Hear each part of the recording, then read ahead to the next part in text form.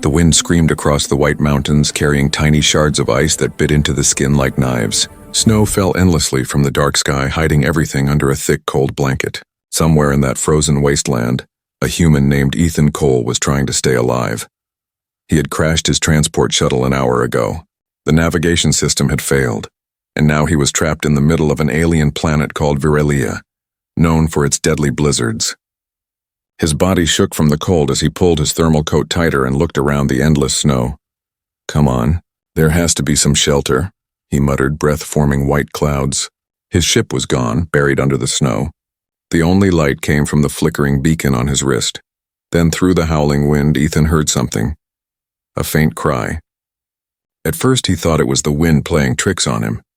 But then he heard it again. A voice, weak, frightened. He turned toward the sound and started walking, each step sinking deep into the snow. The cold burned his lungs, but curiosity and worry pushed him forward. As he climbed a small ridge, his eyes caught movement below. Two small figures lay half-buried under the snow near a broken capsule. He ran down the slope, heart racing. When he brushed away the snow, he froze in shock. They weren't human. Two alien girls, and maybe teenagers, with pale blue skin and glowing white eyes, stared at him weakly. Their silver hair was frozen, their lips trembling. They wore torn suits that didn't seem made for this planet. "Hey, don't move. I'll help you," Ethan shouted over the wind. One of them blinked slowly and whispered something in a language he didn't understand. The other tried to move, but her arm looked injured. He didn't know who they were or where they came from, but they were alive, barely, and that was enough reason to act. He pulled out his emergency heater, pressed it between them, and covered them with his coat. The girls flinched at first, maybe they didn't trust him. But as the warmth spread, one of them looked at him with wide eyes. Her voice was weak, trembling. "Human. You help?" Ethan nodded quickly. "Yes, I'm human. You're safe now." She closed her eyes and whispered something to her sister. They both started crying, silent tears that froze before they fell. Ethan realized how fragile they looked. Whatever species they weren't built for the cold. He checked his wrist beacon. The temperature was dropping fast, minus 50 degrees and falling. They wouldn't last long out here, neither would he. He lifted one girl onto his back and helped the other walk, step by painful step, toward a rocky cave he had seen earlier. The storm howled louder, as if trying to stop him. Snow whipped his face, but he didn't stop. By the time they reached the cave, Ethan could barely feel his hands. He set them down gently and activated his portable heater. Warm light filled the small space. The girls curled up close to it, their shivering slowly easing. Ethan looked at them, their strange glowing eyes now dull with exhaustion. They were so different from him, yet at that moment they looked helpless. Like lost children. "Who are you?" he asked softly. The older one opened her eyes. "We are sisters. From Arelon." Her voice cracked. "Our ship crashed." Ethan frowned. "Arelon? That's outside the known colonies." The younger sister looked at him, eyes full of fear. "We ran away. They will find us." Before Ethan could ask who they were, a sharp sound echoed from outside the cave. Something metallic moving through the storm. Ethan's heart froze. The sisters looked terrified. "They found us," the older one whispered, voice trembling.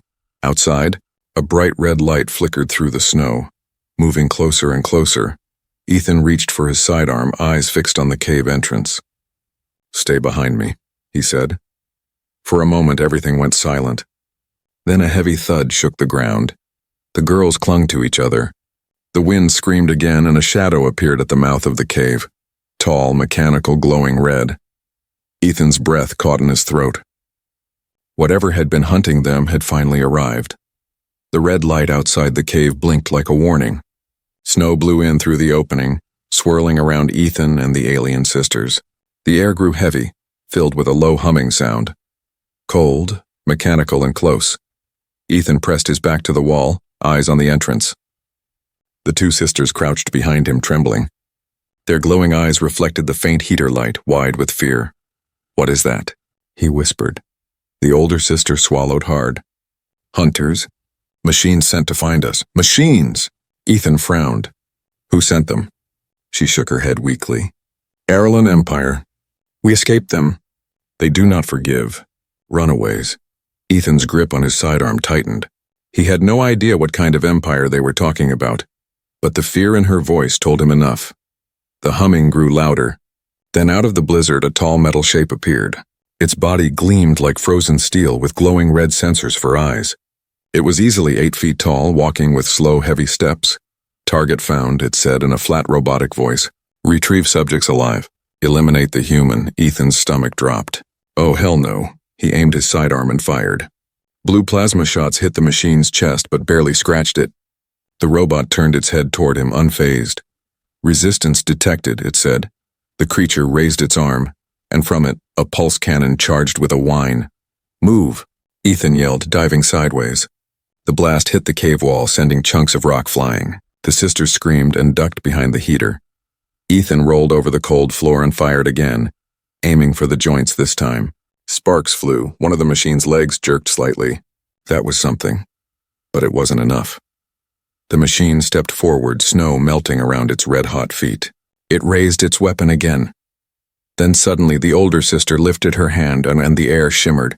A wave of blue energy burst from her palm, slamming into the robot. The sound was like thunder inside the cave. The machine staggered backward, its sensors flickering. Ethan blinked in shock. What was that? The girl was breathing hard, her skin faintly glowing. Energy pulse. I lack strength, she said weakly. I cannot do it again. The machine steadied itself, smoke rising from its shoulder. Unauthorized energy detected. Upgrading threat level. Oh, come on, Ethan muttered. You've got to be kidding me. He looked around desperately. His heater still running. His backpack half open. Inside it, a fusion battery. Dangerous, unstable, but powerful. He had an idea. Hey, he said to the girls. When I say run, you run, got it? The younger one shook her head frantically. You'll die. Maybe, he said with a faint grin. But not before it does. He pulled the fusion battery out, twisted the top open, and armed it. The display began to flash red. Overload in 10 seconds. He tossed the heater at the robot to distract it. The machine turned slightly, enough for Ethan to slide the battery under its feet. Now, he shouted. The sisters bolted out of the cave, clutching each other, stumbling through the snow. Ethan followed, but the machine noticed the blinking light at its feet. Warning. Unstable core detected. The explosion was deafening. A flash of white light tore through the cave, throwing snow and fire into the air. The ground shook. Ethan fell forward into the snow, ears ringing. When he looked back, the cave was gone, just a smoking crater. The sisters ran to him. The younger one cried, Ethan, are you hurt? He groaned, sitting up slowly. His coat was burned, but he was alive. I've had better days. They looked back at the crater, the flames reflecting in their glowing eyes. It will send more, the older sister whispered. We must keep moving, Ethan nodded. Then we move. He stood grabbing his half-broken scanner. The storm had started to calm, but the sky above now glowed faintly red like something orbiting far overhead. What's that? Ethan asked. The older sister looked up, her expression full of dread. Their ship. The hunter's mother drone. Ethan clenched his jaw. Then we can't stay out in the open. We'll need shelter, somewhere it can't see us. There is an old station, the younger sister said quickly. Far east. Abandoned human base. Ethan blinked in surprise. A human base here? Yes, she said. It was built long ago, before your people left this planet. He looked at them both. You know a lot about humans. They didn't answer. Their faces turned away. Something about that silence felt strange, like there was a secret they weren't ready to share. All right, Ethan said, finally pulling up his scarf. Then let's move before that thing in the sky finds us. The three of them began walking across the frozen field, leaving behind the smoking remains of the cave. Above them, the red glow followed, silent, patient, and watching. And deep in the shadows of the storm, another mechanical voice whispered through the wind. Target survived. Begin phase 2. The storm had quieted, but the silence that followed was even more dangerous. Ethan walked in front, his boots crunching in the frozen snow. The two alien sisters followed close behind, wrapped in his emergency blanket. Their silver hair shimmered faintly under the pale light of Viralia's twin moons. They had been walking for hours, heading east toward the old human base the sisters had mentioned. Ethan's body ached, but he didn't complain. The sisters were weaker. Their breaths came out in short, trembling gasps. Every few steps, the younger one stumbled. Ethan caught her each time. "Easy," he said softly. "You're freezing." She looked up at him with glowing white eyes and whispered, Why you help us, human?" Ethan smiled faintly. "Because that's what humans do. We help people who need it." The girl tilted her head as if trying to understand those words. She had never heard kindness spoken so simply before.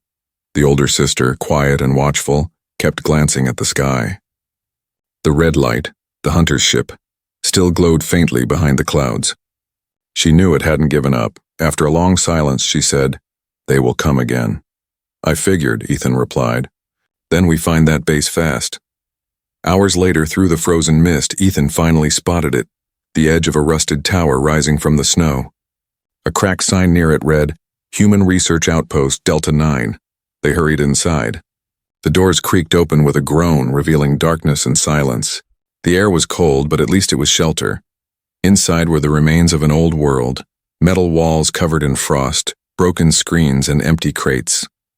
The sisters looked around in awe. "You've been here before," Ethan guessed, watching the older one's face. She hesitated, then nodded slowly. "Long ago, when I was small. Humans came to Ireland. They studied us. Some were kind, others not." Ethan frowned. "Wait, humans were on your world?" "Yes," she said quietly. "Before the Empire forbade contact. They said humans were too dangerous, too unpredictable." Ethan chuckled softly. "Yeah, that sounds about right." But inside he felt uneasy. What did she mean by dangerous? And why would humans have been on Arelon in the first place? The sisters found a small room that still had working power. Ethan managed to start the old generator. The lights flickered on, dim but warm. They sat together by the heater, silent for a while. The younger sister, her name was Lyra, leaned against Ethan's arm. She was so tired she could barely keep her eyes open. The older sister, Solara, sat across from them, staring at him thoughtfully. "You are not like the others," she said finally.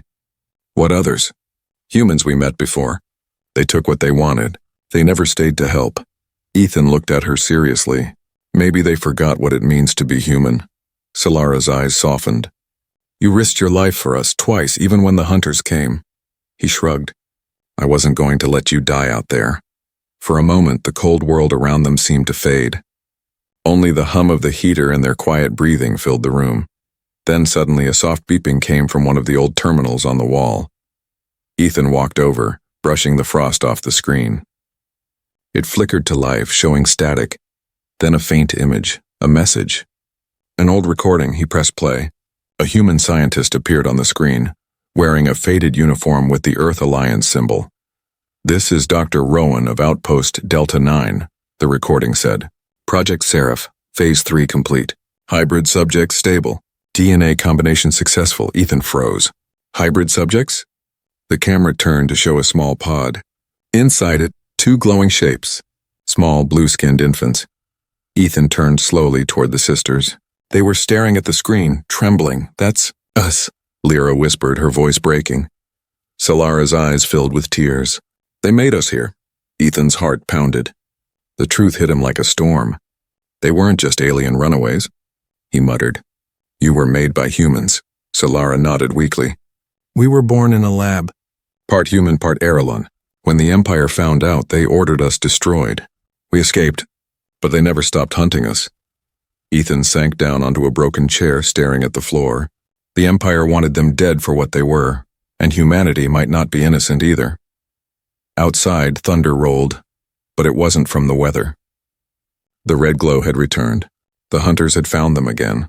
Lyra grabbed Ethan's hand. "They are here." Ethan stood up, his jaw tight. "Then this time we make sure they don't take anyone." Solara looked at him, eyes full of both fear and faith. "You cannot fight them all, Ethan." He checked his weapon, then looked her straight in the eye. "Maybe not. But I'm not running anymore." Through the cracked window they could see the red lights descending, a whole squad of hunter drones. The storm began again, wind howling through the broken metal. Ethan took a deep breath. The fight for survival wasn't over. It was just beginning. Snow whipped across the broken windows of Outpost Delta 9. The storm had returned, roaring louder than before. But this time, The sound of the wind was joined by the hum of engines. Red lights moved across the sky like angry eyes. The hunters were back, and there were more of them now. Inside the base, Ethan checked the old control panels. Most of them were dead, but a few still had some power. The flickering lights above him painted his face in shadows. Solara and Lyra stood near the old generator, their glowing eyes wide with fear. The ground vibrated as the first hunter drone landed outside. "They're here," Lyra whispered. Ethan took a deep breath, gripping his sidearm. "Then we hold the line." He wasn't a soldier anymore, just a pilot who'd crashed on the wrong planet. But at that moment, none of it mattered. 2 innocent lives were behind him. He wasn't going to lose them. Solara moved beside him. "You cannot stop all of them," she said softly. Ethan glanced at her. "Maybe not, but I can slow them down." The door shook with a loud boom. Metal bent inward. The hunters were trying to break in. Ethan aimed his gun at the entrance. His heart pounded like a drum. Lyra pressed her palms together, her skin glowing faintly blue. "We can help," she said. "We still have power inside us." Ethan looked at her worriedly. "Last time you used that energy, it nearly killed you." She smiled weakly. "Then it's a good thing I'm not afraid to die anymore." Before he could argue, the door exploded inward. Fire and metal shards flew everywhere. 3 hunter machines stepped through the smoke, their red eyes scanning the room. "Targets located," one of them said. "Eliminate human. Retrieve hybrids." "Yeah?" Ethan muttered. "Come and try." He opened fire, plasma bolts lighting the room. The first shot hit a hunter in the neck, making it spark. Lyra raised her hands and a wave of blue energy burst from her body, slamming into the second one. It stumbled backward, smoke rising from its armor. The third raised its cannon. But before it could shoot, Solara shouted something in her own language. The lights in the ceiling flickered and a blast of electricity poured from the broken cables, striking the hunter dead on. The smell of burnt metal filled the air. For a moment there was silence. Then Ethan heard more. Footsteps. Heavy ones. The main door behind them opened again, and this time something larger stepped through. It wasn't a drone. It was a humanoid machine, tall and covered in armor that shimmered red. Its voice was deep, calm, and cruel. "Human Ethan Cole," it said. "You interfere with Erelon Imperial law." Ethan glared at it. "Law, you mean murder?" "Containment," the machine replied coldly. "Hybrids must not exist. Their code threatens both species," Solara shouted. "We are not weapons." The machine's red eyes turned toward her. "You are products of forbidden science. You are proof of humanity's arrogance and the Empire's shame." Ethan's anger boiled. "Then you'll have to kill me first." "So be it." The machine raised its arm. A blinding red beam shot forward. Ethan dove aside just in time, the blast slicing through a steel wall. He fired back, shot after shot, but the machine barely flinched. Its armor was too strong. "Ethan!" Solara screamed.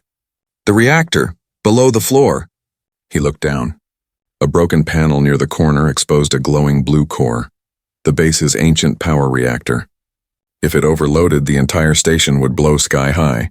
He understood instantly. "You want to turn this place into a bomb?" Solara nodded. "It's the only way." Lyra looked horrified. "But we'll die!" Ethan looked between them, the sisters, terrified but brave, and the machine that was stepping closer with every second. He made his choice. "Solara, get your sister out of here now." "No," Lyra cried. "We won't leave you." Ethan smiled sadly. "I'll catch up." He knelt beside the reactor and began pulling wires, rerouting the old circuits. The machine noticed. "Detonation detected," it said. "Abort." It charged toward him, but Solara raised her arms and screamed. Her body glowed so bright it filled the room with blue light. The walls shook. The machine froze, trapped in a field of energy. "Ethan!" she shouted. "Now!" He slammed the final switch. The reactor began to pulse wildly, energy building like a heartbeat. Lyra screamed, grabbing her sister. "Solara, stop!" "You'll burn out." But Solara only smiled, tears streaming down her face. "Protect him, little one." The machine roared, breaking free just as the core exploded. Light swallowed everything. Ethan felt himself thrown through the air. Then silence. When he opened his eyes, the world was white again. Snow was falling, slow and gentle. The base was gone, just smoke and melted metal. He turned his head. Lyra was beside him, alive but crying silently. Solara was gone. Only a faint blue glow remained in the snow where she had stood. Ethan's chest tightened. "She saved us," he whispered. Lyra nodded, tears freezing on her cheeks. "She said she would protect you." Ethan looked at the sky. The red glow was gone. The hunters had been destroyed. But something deep inside him told him this wasn't the end. Not yet. The wind was quiet again, almost peaceful after the explosion that had shaken the mountains. Ethan and Lyra stood alone on the frozen field, surrounded by smoke and falling snow. Outpost Delta 9 was gone. Only twisted metal and faint blue sparks remained, reminders of Solara's sacrifice. Lyra knelt beside the melted ground, her hands trembling. The snow around her still glowed faintly where her sister had vanished. "She's gone," she whispered, voice small and broken. Ethan placed a hand on her shoulder. "She saved us, Lyra. She made sure you'd live." Lyra looked up, tears shining in her glowing eyes. "She promised we would never be alone." For a moment, silence stretched between them, heavy with grief. Then, beneath the wind, Ethan heard a soft humming sound. It wasn't the storm. It came from the ground. He frowned. "Do you hear that?" Lyra nodded. "It's calling."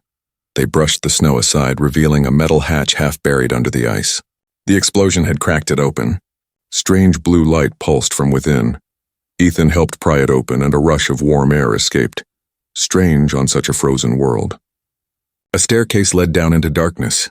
An underground level, Ethan said. Solara must have known. He turned to Lyra. "You don't have to come if—" But she was already stepping forward. "If she left something, I will find it." They descended slowly, the walls glowing faintly as they passed. It was like stepping into another world. Quiet, humming with hidden energy. At the bottom, they found a large chamber filled with frozen machines. Most were dead, but one still glowed softly in the center, a containment pod. Inside it floated a crystal sphere shining with pale blue light. Lyra gasped. "That's her energy." Ethan stared at it. "You mean Solara?" "She transferred part of herself here," Lyra whispered. "A memory, or a promise." They approached slowly. As Ethan reached out, the sphere pulsed, and Solara's voice filled the room. "Lyra, if you are hearing this, it means I am gone, but our purpose is not. The Empire feared us because they saw what we could become. You must protect the human. He is the key. His DNA completes what we began." The message ended. The room fell silent again. Ethan stood frozen. "My DNA? What does that mean?" Lyra looked at him, fear and wonder mixing in her eyes. "You carry the same pattern as the scientists who made us. They used your kind's code to give us life. Maybe Solara believed you can finish what they started." Ethan rubbed the back of his neck. "I'm just a pilot, Lyra, not a scientist." But deep inside, he felt something stir, a sense that Solara's sacrifice wasn't the end, only the beginning of something far greater. He turned back to the pod. If Solara's memory is inside this thing, maybe she left more than a message. They searched the chamber and found an old console connected to the pod. The screen flickered alive, showing symbols and diagrams, half human, half alien. Lyra traced her fingers across the glowing surface. "These are fusion designs. I'm combining human genes with Airlon energy." Ethan frowned. "You mean, like what made you?" "Yes," she said softly, "but stronger, more stable." As she spoke, the crystal pulsed again. Energy flowed from it into the floor, spreading across the room like veins of light. The machines around them started to wake. Lyra," Ethan said nervously. "Did we just turn something on?" The ground rumbled. Panels opened around them, revealing metallic shapes. Drones smaller than the hunters, but alive. Their blue eyes blinked open, not red like the Empire's machines. "They're different," Lyra said. They recognized Solara's code. The drones surrounded them, but didn't attack. Instead, they bowed their heads and as if waiting for a command. Ethan took a step back. "Lyra, I think they're waiting for you." She looked at them, confused. "Me? You're her sister," he said. "Maybe you're their new leader." Lyra's eyes filled with tears again. "Solara didn't just die to save us. She died to awaken them." She looked up at the ceiling where faint cracks let in moonlight. "She wanted us to have a chance." Ethan nodded slowly. "Then we make sure her sacrifice means something." He looked at the console. The screen showed coordinates, a distant signal blinking on the map. "What's that?" he asked. Lyra studied it. "A relay point, hidden beneath the northern ice. It's where the first hybrids were made." Ethan exhaled. "Then that's where we go next." He turned toward the stairs, but as they climbed, Lyra looked back once more. The drone stood silently, guarding the glowing crystal. She whispered, "Goodbye, sister. I'll finish what you started." When they reached the surface, the storm had finally stopped. The stars were bright and clear. The red glow of the hunter ship was gone. For now, Ethan looked at Lyra. "You ready?" She smiled faintly. "No, but I'll go anyway." They began walking north, their shadows stretching long across the snow. Far behind them, deep under the ice, Solara's crystal pulsed one last time, a heartbeat that promised she was still watching. For days, Ethan and Lyra traveled north through the frozen wasteland of Virelia. The storm had passed, but the cold was still merciless. Their breath fogged the air and every step felt heavier than the last, yet neither of them stopped. They followed the signal from Solara's message, a faint blue beacon leading them to something ancient, buried deep under the ice. At night, they camped beside frozen cliffs. The stars above were bright, silent witnesses to their journey. Ethan often caught Lyra staring at the sky, her glowing eyes reflecting starlight. "What are you thinking?" he asked one night. She hesitated before answering. "On Arelon, the sky was never this free. We were always watched, always afraid, but here, even in this cold, it feels like I can breathe." Ethan smiled softly. "Then maybe that's what your sister wanted for you, to be free." Lyra nodded, though sadness lingered in her gaze. "Freedom means little when you're the last of your kind." Ethan looked at her gently. "You're not the last. Not as long as you're alive." She said nothing, but for the first time since her sister's death, she smiled. Just a little. 2 days later, the signal grew stronger. The ground began to change. The ice glowed faintly from below, like there was something alive trapped underneath. When they reached the end of a deep valley, Ethan saw a circular pattern carved into the frozen ground. It wasn't natural. "It's a structure," he said, "buried deep." Lyra pressed her hand against the ice and it began to shimmer under her touch. "This is it," she whispered. The first hybrid city. The ice cracked with a deep rumble. A hidden passage opened before them, leading downward into glowing blue light. Ethan stared, half in awe, half in disbelief. "You're kidding," he muttered. "There's an entire city down there?" Lyra stepped forward, her silver hair moving with the faint energy in the air. "A city made by humans and Arelons together. Before everything went wrong." The tunnel led to a vast underground cavern. When Ethan reached the bottom, he stopped in awe. A massive city stretched out beneath the ice, towers of glass and metal, glowing veins of blue energy running through them. Bridges hung in the air and strange floating lights drifted like fireflies. "It's beautiful," Ethan whispered. Lyra looked around, tears glimmering in her eyes. "I can feel them. The ones who came before, the first hybrids, they built this place as their home." Ethan touched one of the glowing walls. It felt warm, almost alive. He saw symbols carved into the surface, human writing mixed with alien patterns. "This must have been hidden for centuries," he said. "Maybe even before the Empire destroyed it." Lyra nodded slowly. "They erased all records of us. But this city remembers." They walked deeper into the city until they found what looked like a central chamber. In the center stood a tall crystalline pillar pulsing with faint light. At its base lay hundreds of small pods, like cocoons covered in frost. Ethan brushed the ice off one and froze. Inside was a figure, blue-skinned, motionless, eyes closed. "They're people," he whispered. "Frozen. Hybrids," Lyra said quietly. "The first ones. They must have put themselves in stasis before the war."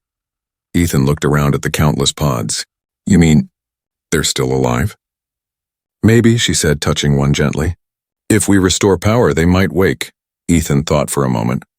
"Then let's try." He walked to a control console nearby. It was old but still faintly active. The interface was in both human and Arelon code.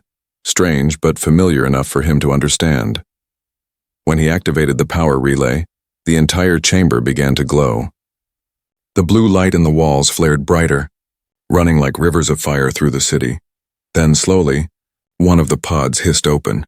A woman stepped out, her eyes glowing the same color as Lyra's.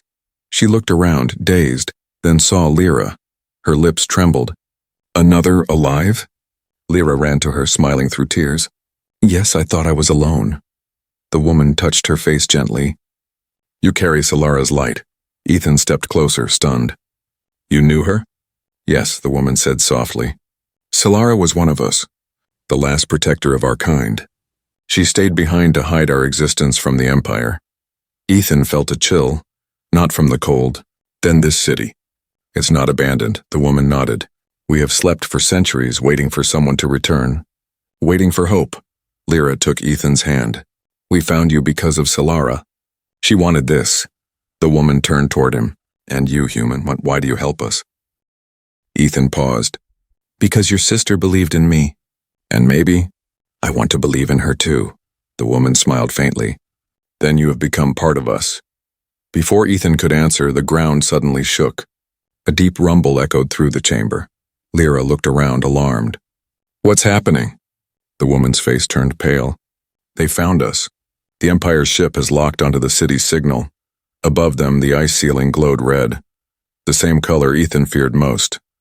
The hunters were coming again, but this time they weren't after 2 survivors. They were coming for an entire city about to awaken. Ethan clenched his fists. Then we fight, for Solara, for the hybrids, for everyone. And as the light from above turned the cavern crimson, the frozen city began to wake, one pod at a time. The red light above the ice grew brighter with every heartbeat. The Empire had found them. Ethan stood beside Lyra at the center of the awakened city. Around them, hundreds of pods had opened. The hybrids, blue-skinned, glowing-eyed beings, stepped out one by one, breathing their first air in centuries. Confusion and fear filled their faces, but behind both shone something else. Hope. The woman who had first awakened, Malin, looked toward the sky. The hunters are descending. The Empire will destroy everything if we stay here. Ethan clenched his fists. Then we make sure they don't. Lyra looked at him, her voice trembling but strong. There are too many, Ethan. We can't fight an army. He met her gaze. We don't need to fight an army. We just need to fight for each other. The attack moments later, the sky cracked open. Flaming drops fell like meteors as the Empire's dreadship descended. A massive black structure shaped like a blade. Hunter drones rained down from its belly, red eyes blazing through the storm. Positions, Ethan shouted. Malin raised her hands and blue light erupted across the city. Ancient defense towers powering on for the first time in centuries. Beams of pure energy shot upward, striking the falling drones. The battle began, explosions shook the ground. Ice shattered, fire roared, and the hidden city became a battlefield of light and shadow. Ethan ran across the bridge, firing at the advancing hunters. One nearly struck him, but Lyra appeared beside him, her hands glowing. She unleashed a burst of blue energy that blasted the machine apart. Nice shot, Ethan yelled. She smiled faintly. Solara taught me well, but the Empire's ship was too powerful. For every drone they destroyed, 2 more descended. Malin joined them, her face grim. The core generator is failing. If we don't stop the dreadship, this city will collapse under the ice. Ethan looked up at the giant machine hovering above them. Its center glowed with a massive crimson heart, the ship's reactor. I have an idea, he said. But it's suicide. Lyra grabbed his arm. No, you can't, he smiled. Hey, I never said I was good at staying alive. The plan. Ethan climbed into one of the old human aircraft buried in the hangar, a small, half-broken fighter jet from the first colonists. With Malin's help, he powered it using the hybrid energy cells. The engine screamed back to life, glowing blue instead of red. Ethan, Lyra said, standing at the edge of the hangar. Don't leave me. He looked at her, his voice soft. I'm not leaving. I'm coming back, just make sure there's something to come back to. Before she could reply, the jet lifted off. Snow and fire whirled beneath it as he shot into the sky. The Empire's dreadship loomed like a dark sun. Drones swarmed toward him, firing red bolts of energy. Ethan weaved through them, the old jet groaning under the strain. Inside the city below, Lyra and the hybrids fought on. Malin raised a shield of energy that covered the city dome, buying Ethan time. But she was fading fast. Go, human, she whispered. The future depends on you. The final flight, Ethan broke through the last swarm and aimed straight for the dreadship's reactor core. His targeting system was dead, his fuel nearly gone. The red glow filled his cockpit. He whispered, For Solara, for Lyra. A familiar voice suddenly echoed in his helmet. Soft, gentle, impossible. You're not alone, Ethan, it was Solara. Her memory crystal deep under the ice had connected to the ship's system, merging with the hybrid network. Blue light filled his cockpit. Energy wrapped around the jet, guiding it like a living being. Ethan smiled. Guess you kept your promise, Solara. The jet turned into a comet of blue fire and dove straight into the reactor. A blinding explosion ripped across the sky. Red turned to white. Then a silence. Aftermath. When the light faded, the dread ship was gone. Only falling fragments of metal rained down, melting the ice where they landed. The city below trembled but did not fall. The hybrid stood in stunned silence, watching the sky. Lyra fell to her knees, tears streaming down her face. Ethan! Malin placed a hand on her shoulder. He saved us all. But before despair could swallow her, a faint blue glow appeared in the sky. Something drifted down, a small sphere of light. Lyra caught it in her hands. It pulsed once, then a familiar voice whispered through it. Told you I'd come back. She smiled through her tears. You always keep your promises. The sphere floated upward again, breaking into thousands of tiny lights that spread across the city, merging with the crystals, giving life to every corner. The hybrids looked around in awe as warmth spread through the frozen air. A new dawn rose above the ice. Malin turned to Lyra. He gave us more than freedom. He gave us hope. Lyra looked at the rising sun, her voice steady. Then we build the world he dreamed of, a world where humans and hybrids stand together. The city's lights brightened, glowing like stars beneath the surface. And as the first rays of sunlight touched Virelia's frozen plains, a single phrase echoed through the wind, Solara's final words. Life always finds a way to begin again.